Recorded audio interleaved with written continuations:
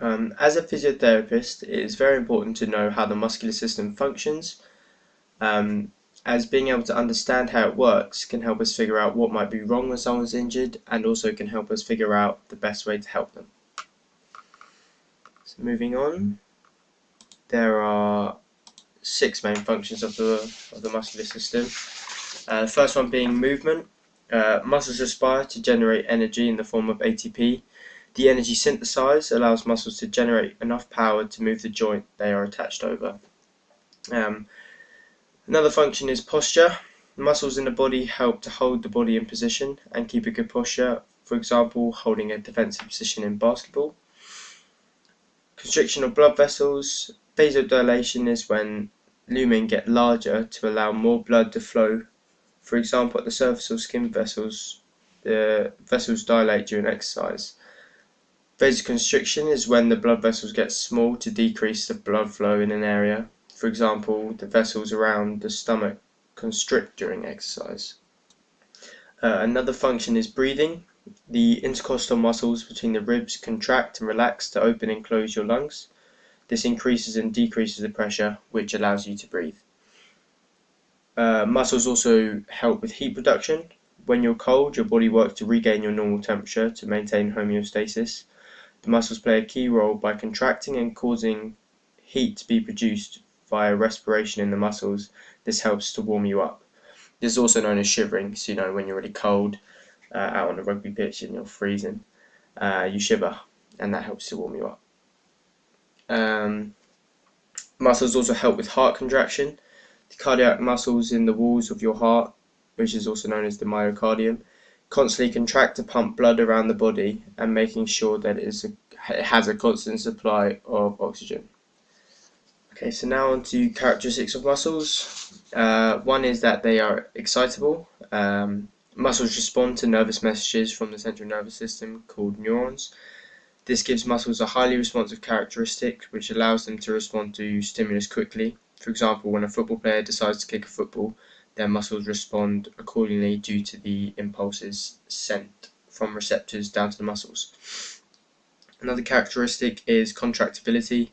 This is the ability to shorten and exert a force. For example, when a basketball player jumps to get a rebound, their hamstring muscles exert a force onto the ground, which repels the player upwards.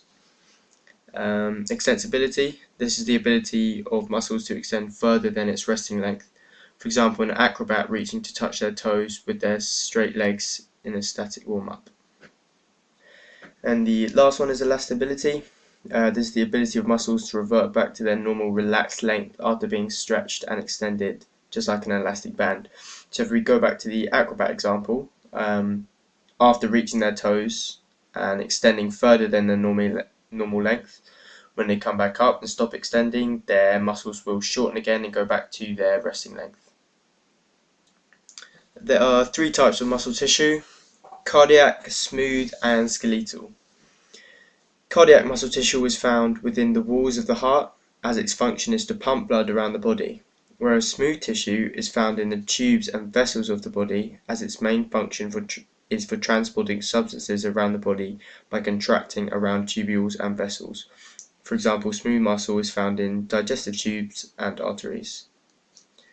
This also differs from skeletal muscle, which is found on the bones and over joints, as its function is to move the skeleton around levers and joints. Cardiac and skeletal muscle tissue are both striated, as they have a stripy pattern. However, smooth tissue is not striated, but is uninuclear. This is similar to cardiac tissue, as it can also be uninuclear, but can also be binuclear. Skeletal muscle tissue differs from these, however, as it can be multinuclear. Cardiac muscle tissue is branched, which allows it to spread across the entire heart when a beat is sent by the pacemaker in the right atrium, whereas smooth muscle tissue is arranged in diamond pattern. Skeletal tissue is arranged in fibers that run parallel to each other, stacked on one another. Both cardiac and smooth tissue are involuntary and therefore are controlled by the autonomous nervous system, the ANS.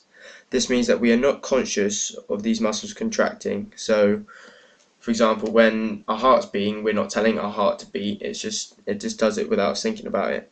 On the other hand, skeletal muscle tissue is voluntary, as we can control when we use these muscles. So, for example, when a football player sees a ball or a basketball player sees a ball, we think, oh, right, I'm going to catch that, all right, I'm going to kick that. So we send a message to our muscles using the central nervous system, the CNS, to kick the ball or throw the ball. The contraction speed of cardiac muscle can be described as slow and rhythmic, as they contract in time with the pacemaker. Similarly, smooth muscle contractions are very slow, however they are not rhythmic, as they are not controlled by a pacemaker.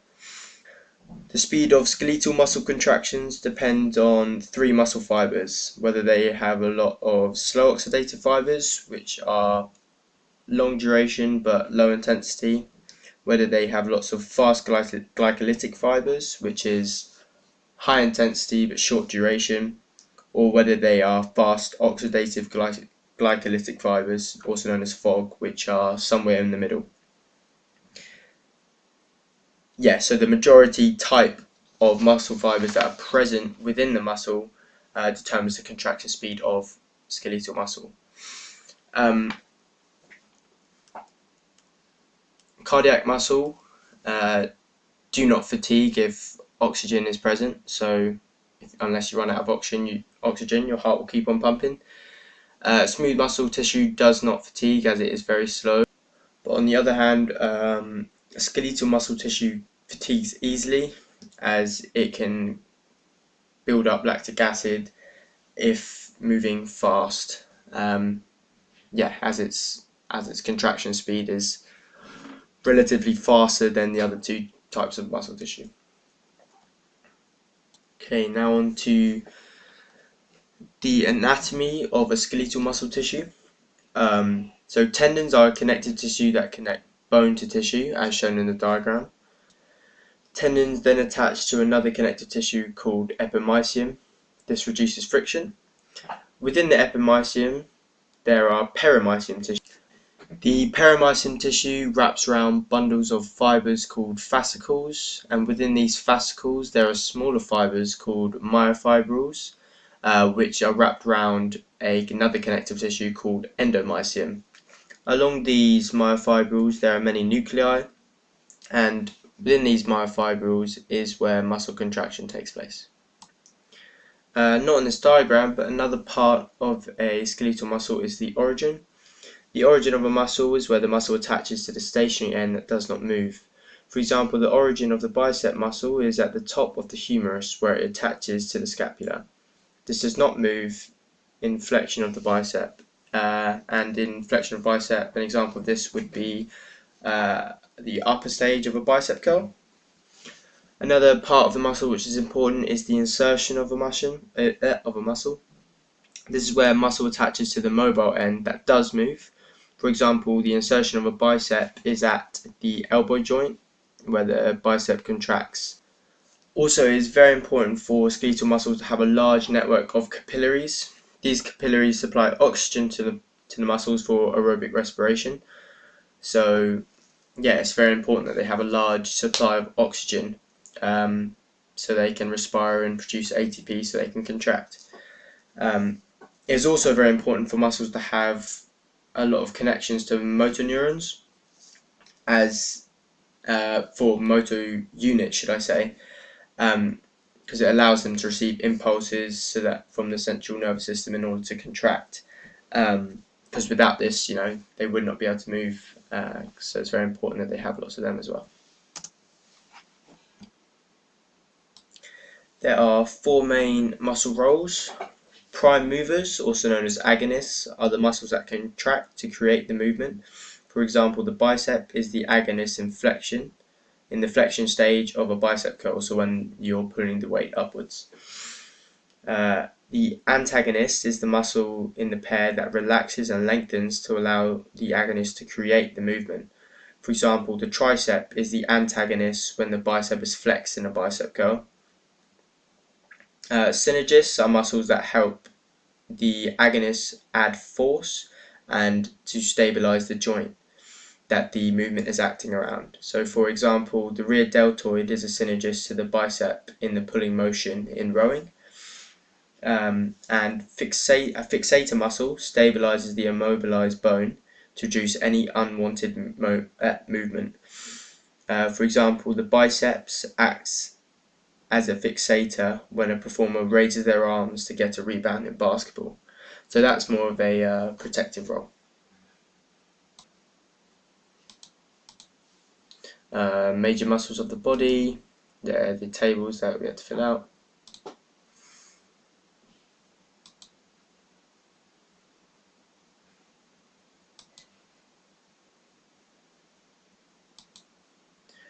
Here we go. So there are, as I mentioned before, there are 3 types of muscle fibers that make up skeletal muscle fiber.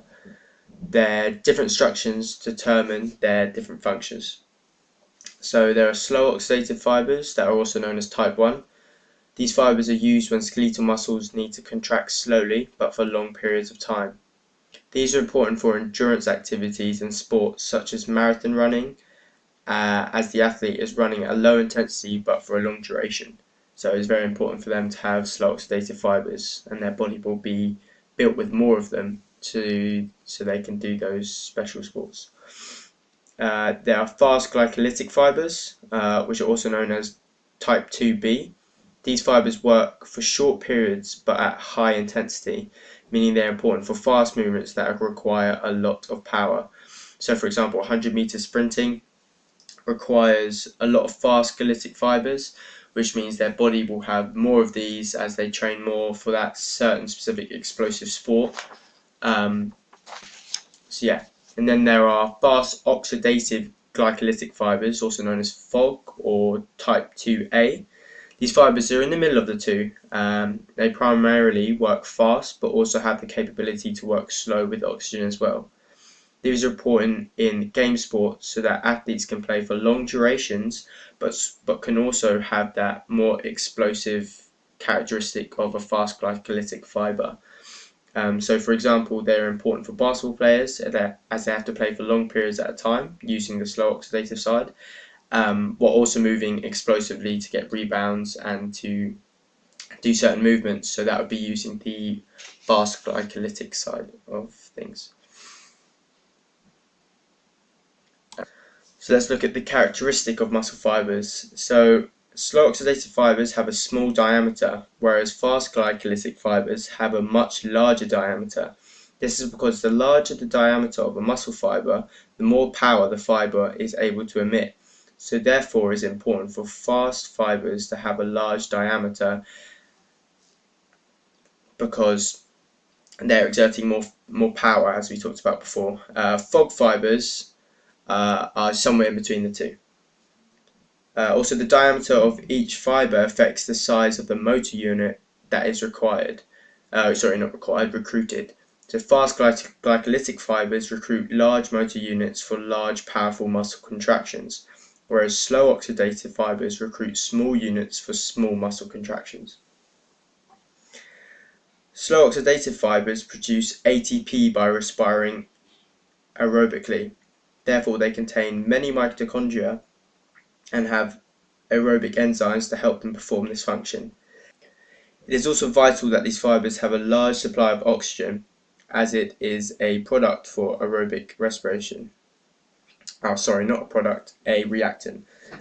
Therefore, these fibers have a large network of capillaries around the fiber, which supply oxygen to it, making them have a very reddish color.